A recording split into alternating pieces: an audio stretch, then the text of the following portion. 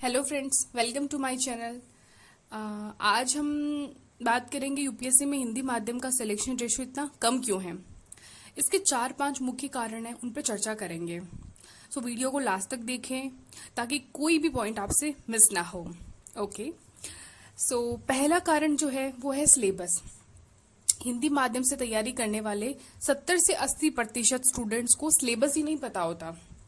इसलिए स्टूडेंट्स सीधे किताबों से अपना तैयारी शुरू करते हैं, जबकि होना तो ये चाहिए कि सिलेबस को आपको पढ़ना ही नहीं बल्कि उसे याद करना है, ताकि किताबें पढ़ते समय या अखबार पढ़ते समय आपको ये पता रहे कि ये टॉपिक किस विषय के साथ कनेक्ट हो रहा है।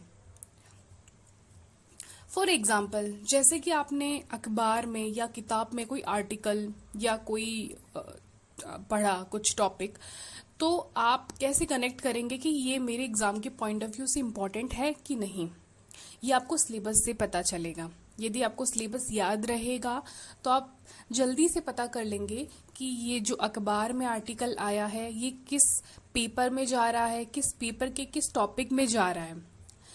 कई बार क्या होता है ना, एक आर्टिकल चारों पेपर से रिलेट होता है, एक मिस्टेक्स होती है। सो प्लीज़ ना करें। सिलेबस को अच्छे से आप पढ़ें, उससे अच्छे से रिवाइज करें, इवन सिलेबस को भी, क्योंकि बहुत बार वो भी मिस हो जाता है। तो बहुत अच्छे से अपने ऑप्शनल के, अपने प्री और मेंस के सिलेबस को बहुत अच्छे से याद करना है। ओके, तो चलिए नेक्स्ट दूसरा जो कारण है वो है हमारे पुराने प्रश्न पत्र। दूसरा कारण है यूपीएससी के पुराने प्रश्न पत्र, PYQs। आमतौर पर हम क्या करते हैं, साल भर किताबें पढ़ते रहते हैं और मेन पेपर के दिन जाके हम वहीं जाके सॉल्व करते हैं, या उससे पहले हमने कुछ मॉक्स लगा लिए होते हैं। तो इससे क्या होता है ना फ्रेंड्स, कि हमारा जो मेन एग्जाम है उस मेन एग्जाम का पॉइंट ऑफ व्यू ही हमें नहीं पता होता कि एग्जाम में कैसे सवाल पूछे जा रहे हैं, क्योंकि मॉक्स जो होते हैं वो एक अलग डायरेक्शन देते हैं।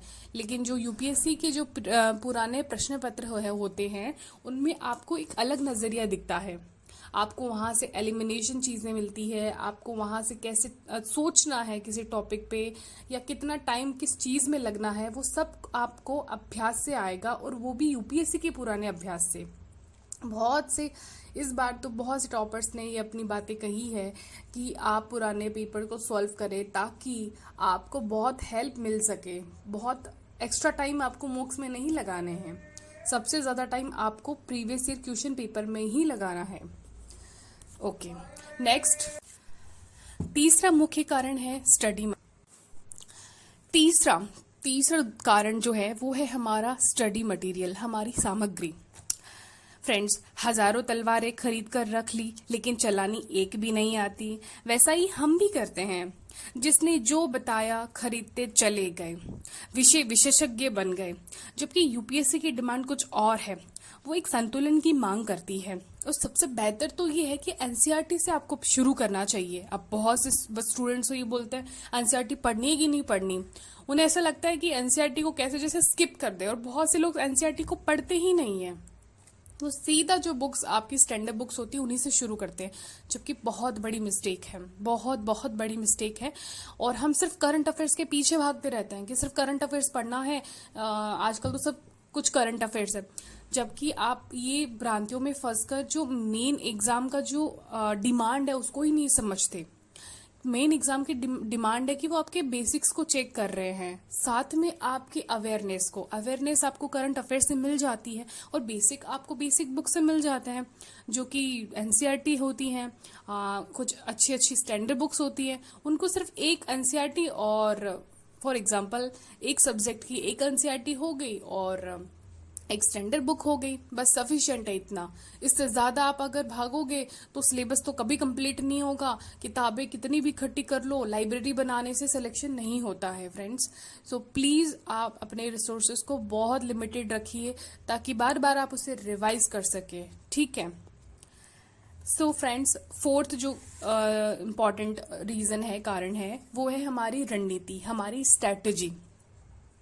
हम टॉपर्स के हिसाब से स्ट्रेटजी बनाते हैं, उनको इतना सुनते हैं। उसने एक टॉपर ये कहते हैं कि आपको इस समय उठ के पढ़ना चाहिए, एक बोलते हैं आपको लास्ट में मॉक सॉल्व करनी चाहिए, एक बोलते हैं आपको सिर्फ एक ही बुक पढ़नी चाहिए। जबकि प्रत्येक व्यक्ति की क्षमता अपनी अपनी परिस्थितियों के अनुसार होती है, ठीक है। इसीलिए आप यूपीएससी के सिलेक्टेड कैंडिडेट की आप स्ट्रेटजी सुन सकते हैं, लेकिन अपने अनुसार उसको बनाएं। आपके लिए क्या चीजें सुटेबल है, आपकी वीकनेस क्या है, आपके प्लस पॉइंट क्या है, ये भी आपको पता होने चाहिए।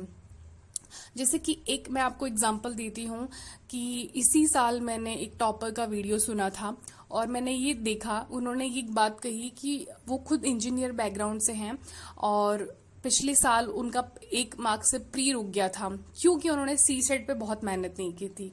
इस पे भी आगे अपन बात करेंगे, लेकिन ये बताना यहाँ जरूरी है, उन्होंने सी सेट पे बिल्कुल ध्यान नहीं दिया।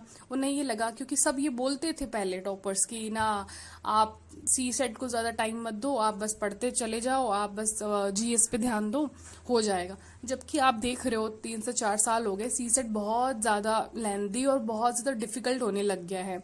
इवन इंजीनियर्स भी उसको नहीं क्रैक कर पा रहे, तो आप सोच सकते हो। तो किसी भी पॉइंट को आप लाइट नहीं लेके चल सकते हो इस एग्जाम में। तो आपको हर सब्जेक्ट के लिए ऐसी रणनीति बनानी चाहिए अपने अनुसार कि आपका वीक पॉइंट क्या है, आपका प्लस पॉइंट क्या है, किस सब्जेक्ट को आपको कितना टाइम देना है, ये आपको पता होना चाहिए। ये पता होगा तो आराम से उस एग्जाम के प्रोसेस को जल्दी ही क्रैक कर लोगे, भटकाव नहीं होगा। ओके, सो नेक्स्ट जो मेरी है लास्ट 5वां कारण, वो है भाषा, लैंग्वेज। भाषा के नाम पर खुद को जकड़ना नहीं है कि सिर्फ हिंदी मीडियम से है तो सिर्फ हिंदी का कंटेंट पढ़ेंगे। अगर जहाँ पे भी आपको अच्छा कंटेंट मिलता है, इंग्लिश में एक अच्छा आर्टिकल मिलता है, वो आप पढ़ें, क्योंकि आपको मेंस में एक क्वालिफाई पेपर सॉल्व करना होता है। यहाँ पे भी मैं आपको एग्जाम्पल देती हूँ। 17 बैच के एक सर हैं, तो वो न्यूज़पेपर में एक आर्टिकल लिखा करते थे। तो उन्हें ये था कि सारे पेपर की तैयारी कर लेते हैं, लेकिन इंग्लिश कंपलसरी पेपर की क्या करनी है, ठीक है, मैं तो अच्छा लिखता ही हूँ। तो उन्होंने उस पेपर की तैयारी नहीं की और वो उस पेपर में फेल हो गए और आगे की कॉपीज उनकी चेक नहीं हुई। आपको पता है कि क्वालिफाई पेपर्स की कॉपीज में मार्क्स अच्छे आने के बाद ही आपकी कॉपीज को, यानी उन्हें क्वालिफाई करने के बाद ही आपकी कॉपीज को चेक किया जाता है, तो उनका नहीं हुआ। तो वही बात है, आपको किसी भी पोर्शन को वीक नहीं छोड़ना है, आपको उसे टाइम पे कंप्लीट करना है और अपने वीक और आपकी स्ट्रेंथ को ध्यान में रखते हुए करना है। तो लैंग्वेज के साथ इतना ज़्यादा आप जकड़े नहीं कि आप सिर्फ हिंदी हैं तो हिंदी में ही पढ़ेंगे। आपको जब भी कोई अच्छा मटेरियल मिले इंग्लिश में तो आप उसे पढ़ें, उससे घबराए नहीं, बल्कि अपनी जो प्रॉब्लम्स है ना उसका सोल्यूशन निकालें। Okay friends, so and the last यही कहूँगी कि ऑल द बेस्ट, और सब अच्छे से अपनी तैयारी कीजिए, सारे पॉइंट्स को लिख के चलिए ताकि आपको पता रहे कि आप ये कर रहे हो, ये नहीं आपको करना है। हम सिर्फ सुनते हैं और बस बंद कर देते हैं। सुनना नहीं है, उसे लाइफ में अप्लाई भी करना है। जो भी बताया जाता है, जो भी आपको अच्छा लगे, जिसका भी, उसको लिखो, उसको अप्लाई करो। अप्लाई करोगे तभी आपको लगेगा कि अब हाँ आपने कुछ सुधार किया है। अदरवाइज बहुत सी चीजें सुनते हैं और नेक्स्ट डे हम भूल जाते हैं। Okay, thank you so much.